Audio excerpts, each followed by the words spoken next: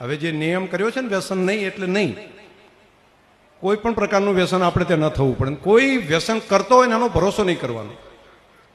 આપણા ગામની અંદર કોઈ બાટલી પોટલી પીતો હોય તો એનો ભરોસો નહીં કરવાનો, એની સાથે નહીં રહેવાનું, એને કડકાઈથી રાખવાનું કે કમસે કમ જે વ્યસનનો ગુલામ થઈ ગયો એ બીજાનો ગુલામ બીજાનું શું કરી શકે સાહેબ?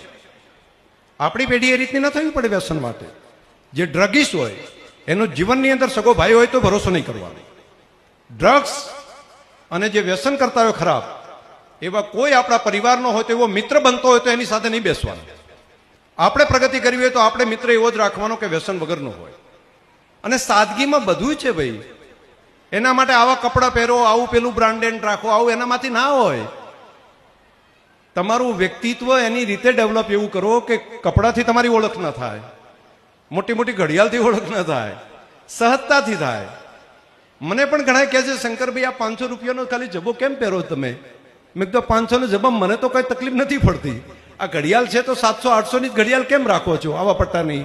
કેમ બાકીના બધા 5000ની 10,000ની રાખે કેમ નથી પહેરતા? મેં કીધું આમાંય મને કઈ તકલીફ પડતી નથી. હું આ તમને એટલા માટે કહું છું કે સાદગી જીવનનો મંત્ર બનાવો. એના માટે એવું ના હોય કે તમે આવું બધું કરીને તમે ખર્ચી નાખો, વેપાર પેલું કરી નાખો. બ્રાન્ડેડ દુનિયા અમેરિકામાં બેઠા બેઠા તમારા ઉપર કબજો કરે છે.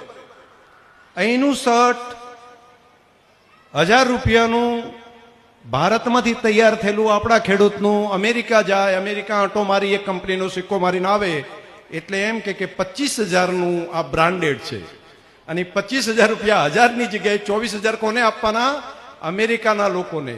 એ આપણા જેવા ડેવલપ થતા દેશના લોકો 24,000 રૂપિયા ખાલી ત્યાંનો સિક્કો મરાઈને આવે એના માટે આપી દઈએ. એ પહેરવાનું પાછું કે અમે તો બ્રાન્ડેડ પહેરીએ. તો આ બ્રાન્ડેડની પાછળ નહીં પડવાનું.